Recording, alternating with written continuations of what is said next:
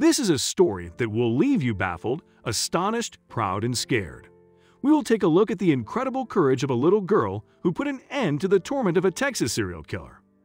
This 11-year-old girl could have been out playing with her friends in the sun at that moment. She could be dressed in her best dress or shorts with her family on a picnic somewhere calm and nice.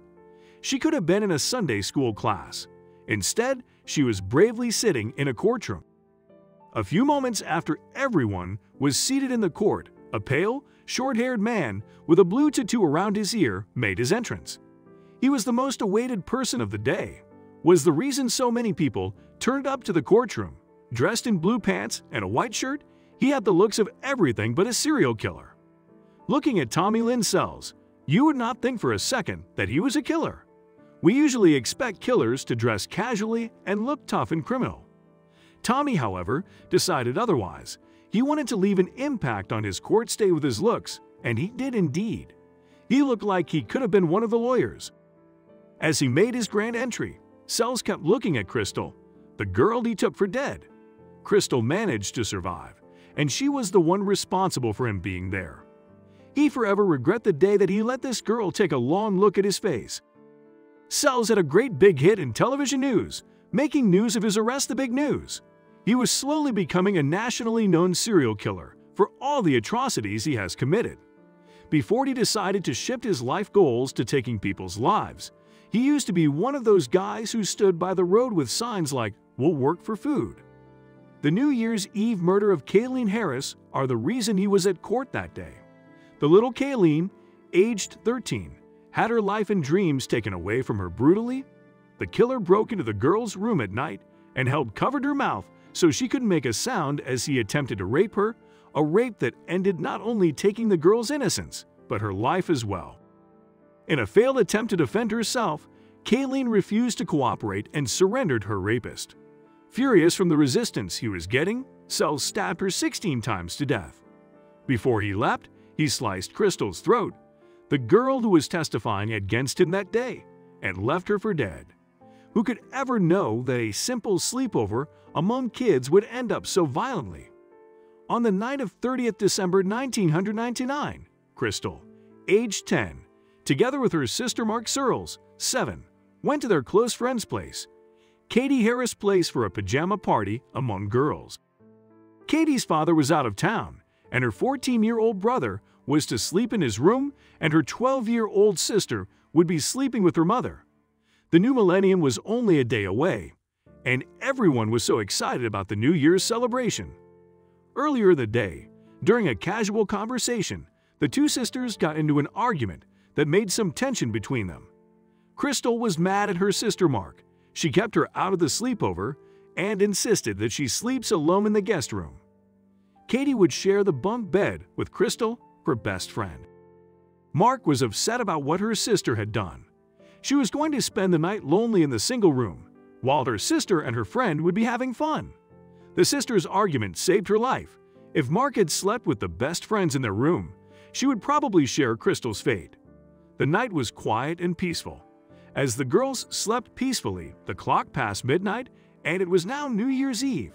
Only one day left until the new millennium. Tommy Lynn Sells would soon disturb the peace, not only of the night, but of their lives. Sells was an ex-convict who was released from prison not long ago. He was obviously still a great threat to community. Releasing him, what a grave mistake the prison would find out after it was too late. The prison was wrong to think that their convict was actually a completely changed man. They offered him freedom in good faith, fooled by the appearance he took and the empty promises of how he'd treat the world after his release. Setting him free was a mistake that cost lives of an innocent child who didn't have the chance to paint her pink dreams. It was around 3:50 a.m. when Sells broke into the Harris home. Everyone had long been asleep. The rooms were quiet and dark. Only the sound of breathing could be heard. Sells had just left a bar. He snuck into the house pretty drunk. After checking every room, he got into Katie's room. He silently snuck into her bed, cut off her underwear, and started molesting her. Katie fought back fiercely to keep him off her, which woke Crystal up. The first thing she saw was a tall shadow attacking her friend in her very own room. Katie was screaming. trying to wake everyone up and get some rescue. She kept fighting the monster with all the force she had in her. The killer ended up stabbing her 16 times after seeing that there was no way he could enjoy her in the state she was in. Crystal was still awake, watching the cold-blood murder of her best friend, unable to do anything. Crystal was terrorized, unable to fully grasp what she had just witnessed. She remained still, holding her breath, hoping the perpetrator would not see her. When Sells entered the room, he did notice that there was someone sleeping in the top bunk, but Katie had screamed at Crystal when he came in, "Go get Mama," which made him realize there was another presence in the room. Sells finished stabbing Katie, who was left on the floor drowning in the blood from her severe wounds. Just before he left, he turned his attention to Crystal. Seeing what had happened to her friend, it was an unimaginable moment of fear. "I'll be quiet, I promise. I won't say anything," she said, but Sells wasn't interested in sparing her life. The man had no conscience. She later found out that Katie was just another casualty of his numerous murders. Sells went straight for Crystal's neck to slice it. He was used to killing people. He knew all the easiest and fastest ways of killing. He has never left any evidence of his actions behind, and he wasn't going to start now. There was no way he would not leave his eyewitness alive. Crystal was fast to protect herself. She held her hands around the neck protectively, so the knife did not go deep into the trachea. Otherwise, she would have suffocated and died. Sells, however, thought he'd done enough to kill her and left her thinking she was long dead. Crystal lay still on the floor, trying not to suffocate from her own blood, without showing any signs of life. Crystal said she remembers laying on the ground and the lights turning off. After that, she heard the door slam shut. The killer left the property after finishing up his victims for the night. Crystal got on her hands and knees and crawled across the floor towards her wounded friend. At that time, Katie was making a gasping sound. She was clinging to life with all she had. Crystal wanted to comfort her, but she could not talk as her throat was injured. Crystal remembers quite vividly rubbing Katie's back to reassure her that everything would be fine. Only a few moments after, Katie stopped making the gasping noises. The innocent 13-year-old Katie had succumbed to her wounds and left this world on New Year's Eve. Crystal quickly stood and ran to Mark's room to check on her. She was traumatized from her bloody night and wanted to make sure he didn't get to her sister. Crystal tried shaking her sister to wake up as she could not talk or scream. Mark had gone to sleep angry, and the rage seemed to have made her sleep deeply, a sleep she wasn't willing to wake up from. Crystal struggled to wake her, as she couldn't make a single noise with her slit throat. When Mark refused to wake up, Crystal's heart sank even more. She was terrified at the thought of having her sister and the rest of the family killed as well. She knew she had to get help. The 10-year-old girl was determined to save her family. Despite her staggering pain and blood loss, she managed to crawl to her nearest neighbors. She banged on the neighbor's door to raise the alarm and left them notes saying that the Harris family needed help. Crystal was lucky to get to the hospital early and get treated on time. Soon after she was admitted to the hospital, the police came in and Crystal worked with them and the sketch artist to reveal the perpetrator's image. The police, with the efforts of the investigators, were able to arrest and bring Sells in custody. On the case hearing day, Crystal sat next to her grandmother amid the tensed and nervous crowd for the hearing and judgment of Tommy Sells. With incredible strength and resilience, Crystal described all the events as they happened that night and testified that Sells was present, even though he was requesting to be excused. Crystal said that the killer, Sells, had his hand over Katie's mouth. Katie was struggling, and she urged Crystal to leave and run for her life with her eyes when she had her mouth shut. Crystal showed immense courage when she recited that night's event. She said that she did not make any movement. Sells used his knife to cut Katie's neck in cold blood, and that's when she fell to the floor, suffocating on her own blood. The court found Tommy Lynn Sells guilty and sentenced him to death. While on death row, Sells would later confess that that was not the only murder he had committed. He admitted to the murder of Joel Harper, a 10-year-old boy whose mother was accused of his death and convicted. The woman was later set free in 2006. Sells also confessed that he strangled a 9-year-old girl, Mary Beatrice Perez, in Bexar County in 1999, a few months before he took Katie's life. Crystal had healed and moved on from the ordeal, but 17 years later, in 2016, a stranger named Alvin Willie George revived all her past wounds. She was going to deal with yet another deranged man. George had no personal relation to Crystal or her family. He most probably became interested in her when he saw pictures on the internet years after the news spread. He decided that he needed a more personal connection to the miracle survivor. George started sending the crime scene images to Crystal, the bedroom, and the bunk bed she and her late friend were sleeping on that night. He went as far as sending harassing photos and intimidating messages using various Facebook accounts to Crystal and her sister. He even threatened to rape and kill them. Crystal had been through more than enough already, but eventually he was apprehended. George was sentenced to over 4 years in prison in 2021, followed by 3 years of supervised release for cyberstalking. In addition to his sentence, the attorney ordered him to pay $525 in restitution to the victims, Crystal and her sister. According to Florida police records, in December 2017, George was arrested for shooting and throwing missiles at vehicles. Thankfully now, he was behind bars, making the world safer with one less criminal wandering the streets. Tommy Sells moved into Del Rio, a small town of about 30,000 people, in 1998. He was a carnival worker, but the show eventually ended. Sells decided to remain in town, which is where he met Jessica Levry, a 28-year-old charming woman, and moved into her home in San Felipe. Later that year, heavy rainfall led to San Felipe Creek bursting its banks and swept away houses. Levry's family was among the unfortunate families that lost their homes due to the flood. They later moved into government land. Soon after that, Sells and Levry got married. Sells started attending Grace Community Church, which is the same church Katie's parents attended. Katie's parents even remember the first time they met Sells at the church. He befriended them and immediately started showering them with personal issues, confessing things about his marriage and the issues he was facing at work. Little did they know that their new friend would later take their beloved daughter's life. Even when he was new in Del Rio, Sells was suspected of sexual assault, but he was acquitted because the victim did not press charges. When Sells was arrested for the murder of Katie, the police started investigating his life. They'd also realized that even though he had confessed about some of the crimes he had committed and never got caught for, he was not open enough when it came about speaking about his past. Sells never talked about his childhood. At the time of the case, Sells was 35 years old. He had served different sentences because of petty crimes like theft and drugs, and even significant crimes like rape and assault, but had gotten away with his most serious crimes. When he was 15 years old, Sells broke into a man's home and murdered him in cold blood. It is believed that he mostly killed women and children after raping them. His childhood was a very troubled one.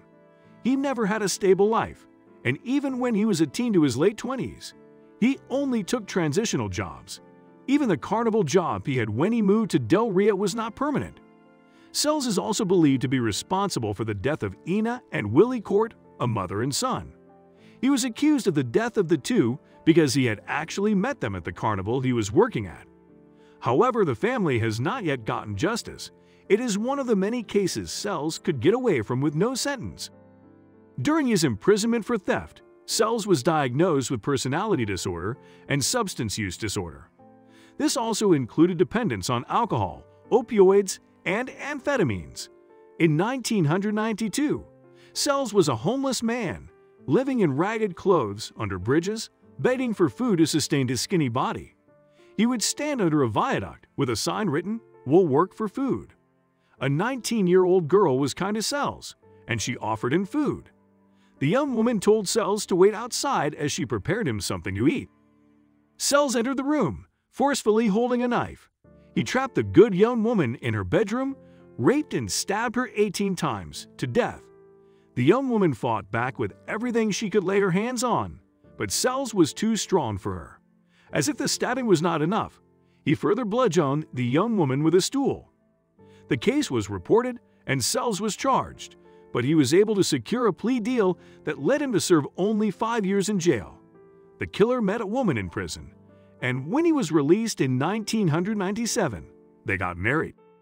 Sells was suspected of the disappearance and murder of many people, and he was not charged with most of these cases until 1999, when Crystal caused his downfall. When Crystal was given a chance to speak in court, she spoke bravely and fearlessly. She started by saying that she thought the man in Katie's bedroom was nothing but a very bad vivid dream, only to find out that her nightmare was as real can be. The man under the bed was real. He was standing behind Kaylene, Katie, with one hand over her mouth and the other holding a knife. It must be a horrible scene for the small girl. Kaylene was struggling, and with her eyes, she told me not to move, and I obeyed. She continued saying, even though she stayed still, Crystal could still see what Sells was doing to her best friend. He slit the girl's throat with the knife cold-heartedly. Kaylene started making alarming noises like she was gagging for air, but the blood was too much for her to breathe. Crystal could not hold herself together when she carried on narrating the events of that cursed night. She broke down when she remembered how she witnessed her best friend's death. Despite the pain being at court made her go through, the young woman was determined to bring the killer down. There was a videotape of Sells walking through the Harris home and even climbing the window to Katie's bedroom. In the courtroom, Sells also narrated what happened that night. I woke this girl up. I said, wake up. She jumped, and I cut her throat. Sells had given 2 written confessions. He acknowledged that he had made forceful advances towards Katie. He also said he actually had planned to kill 6 people that night. There was also a confession where he said that he wanted to rape Crystal Harris, Kaylene's mother. In 2010, ABC News made a special report and called it Nightline Prime: Secrets of Your Mind. The aim was to study the human brain and its effects on behavior, and the team used Sells as a subject. They used the killer to do brain scans of murderers and psychopaths to try and decipher why and how someone can find happiness in killing random people cold-heartedly. Sells was interviewed by ABC's News in 2010, where he shared with the network about his addiction to killing that started when he was 14. It was a fascinating insight into what he was thinking and gave him plenty of attention, which he seemed to enjoy. Sells also said that the 2 words he never used were sorry and love because he was hateful. When you look at me, you look at hate, he said. The psychopathic man was able to tell his story while still on death row. In his life, he drifted a lot. It was why he also preferred temporary jobs to permanent employment. This allowed him to escape the police and the many crimes he committed. The first time I did a shot of dope, it was the best feeling I ever had in my life, Sells said. He says that the killing was such a rush for him, and he would feel this way every time he killed someone. And that is how he started chasing that high. Sells also said that he had had a bad childhood and did not want anybody else to go through the same, a reason most of his victims were children. A confession of a twisted mind. I like to watch the eyes fade, the pupil fade. It's like setting the children's souls free, Sells said in an interview with ABC News. It gave a glimpse into how this man thought in ways that none of us could think imaginable. On April 3, 2014, 15 years after Sells' conviction and sent to prison, he was executed in Texas. At the time of the sentence, the serial killer was 49 years old. Katie's murder was in 1999, but Sells claimed responsibility for dozens of other killings. Sells refused to give any final words before his death. As the lethal injection was being given, Sells closed his eyes and started to snore. The drug took effect immediately, and the man died 13 minutes later at 6:27 p.m. CT. Sells should have been executed earlier, but the execution did not happen when a court asked the Texas prison to disclose information about their supplier of the lethal injection drugs. The district court also wanted to know how the drugs were tested. Before the execution, Sells' attorneys pleaded to the Supreme Court to cancel it. Their plea did not succeed as the court ruled an execution for Sells that happened on a Thursday. Sells' attorneys claimed that the way prisoners are executed reflects on everyone in society. They wanted transparency about the lethal injections to ensure humane and constitutional execution, or so they say. According to Katie's father, Sells' execution was too merciful for what he had done. However, they were happy to finally get justice for their daughter. It was a great day for the families of the victims. He said nearly 15 years after the murder. Crystal recovered from the neck cut, and she has lived a full life ever since. She forgave her perpetrator and has found peace. She says she does not think about cells and the things he did. "I don't even give him the time of day," she said. Crystal is a remarkable woman who was brave to survive such a trauma. In her actions of saving herself and providing an accurate sketch, she also possibly saved the lives of many others. Thankfully, the world doesn't need to worry about Tommy Lynn's cells anymore.